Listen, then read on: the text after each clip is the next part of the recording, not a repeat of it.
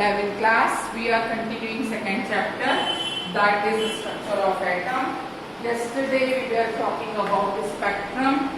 We understood absorption spectrum yesterday. Today we will talk about emission spectrum.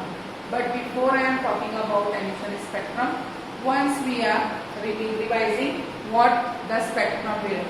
We took a discharge tube. In that discharge tube there were gases. Electrodes are fitted inside it. That gas are being ionized. They release some rays. We pass that rays through a slit, fall on prism, and as they fall on prism we have taken in a spectrometer, and after observation in a spectrometer we came to know that there is two type of spectrum.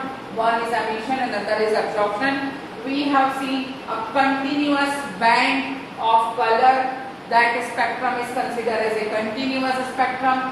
Then after it, if we are using any atoms and that atom is being excited by absorbing some energy, the length of that energy is considered as a line spectrum. We have seen one bright line, then black space, then one bright line, then black space, then one bright line, then one black space is there. These are considered as a line spectrum, and this will be a continuous spectrum, as I shown you here, that you are able to identify from where the color is being started and where it is being ended. Okay, that was the absorption spectrum. Today we will talk about emission spectrum. What is emission spectrum? Just try to understand. Whenever we are giving energy to any atom, definitely the electron of that atom will get excited. Okay, suppose I am giving energy to sodium, so its electron is being excited, and now that sodium will not in a stable condition. The sodium will become unstable now. To become stabilized or to become stable, definitely sodium will remove, or any atom which we will take will remove or reduce energy, and that energy is known as emission spectrum. Whatever the amount of energy they are emitting is known as emission spectrum. What happens when any atom or matter is getting energy and being excited? So definitely they are being unstable. To be stable, they will reduce energy, and the amount of energy they are reducing, definitely they will emit it, and that spectrum is known as emission spectrum. Clear? So now you will be confused that the same thing we are talking about emission and absorption.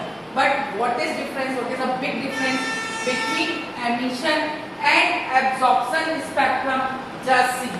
In absorption spectrum, we have seen continuous spectrum with few lines which were shown in absorption spectrum. The lines were emitted by any atom. In that continuous spectrum we have seen. But in emission spectrum, we will see only the rest of the things were dark, and only few lines will present, which were absent in absorption spectrum. You will find that they are present in emission spectrum. Those lines which were missing in absorption spectrum are present in emission spectrum. No continuous band is there, only the lines are present which were absent in absorption spectrum are present in emission spectrum. Such spectrum is known as emission spectrum. Earlier we talked about the absorption spectrum of sodium chloride.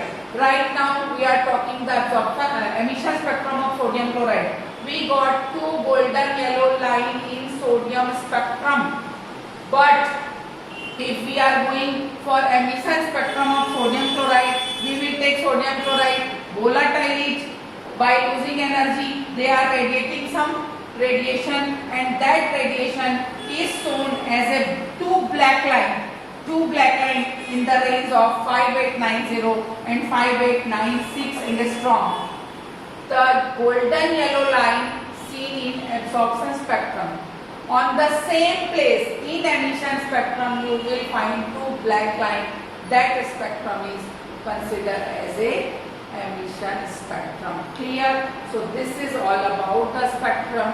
Through this spectrum we are going for hydrogen spectrum given by both. The same thing we will use, the same diagram will be there. So I am explaining you diagram, and tomorrow we will talk about hydrogen spectrum.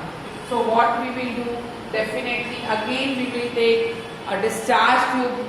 The both electrode, cathode and anode is fitted there. We will take now which gas? Hydrogen gas. Which gas? Hydrogen gas, H2 gas. Because we are talking about H spectrum, hydrogen spectrum. In case of hydrogen spectrum, we will take a discharge tube. In that discharge tube, we will take hydrogen gas. The gas in that discharge tube, definitely there is two electrodes. We are providing some electricity. Gas is being ionized. Some rays are coming. We will pass through a slit and fall on prism or directly in spectrometer. We will find so many lines in a spectrometer. That spectrum is considered as a hydrogen spectrum. But in that discharge tube, first we will get red or blue light. That light will emit their radiation. That radiation is passes through slit, and after passing through slit, you can directly resolve it on a spectrometer, and you will find so many lines in hydrogen spectrum.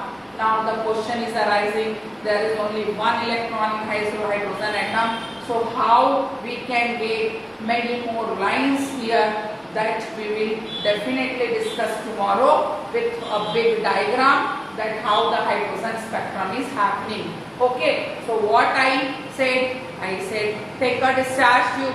In that discharge tube, definitely now you have to take hydrogen gas, fitted with two electrodes. You are applying some energy. Because of that, the gas is being ionized, releasing some blue or red color rays. That rays is passing through slit, falling on prism or in spectrometer, and you will observe that many lines you will find in a spectrum. That spectrum is considered as hydrogen spectrum. Which type of lines are there, how many lines are there, and why these lines are being presented in hydrogen spectrum when there is only one electron. That we will discuss in hydrogen spectrum tomorrow. So you just make notes on emission and absorption spectrum by writing the definition of a spectrum with diagram. Tomorrow we will talk about hydrogen spectrum. Okay.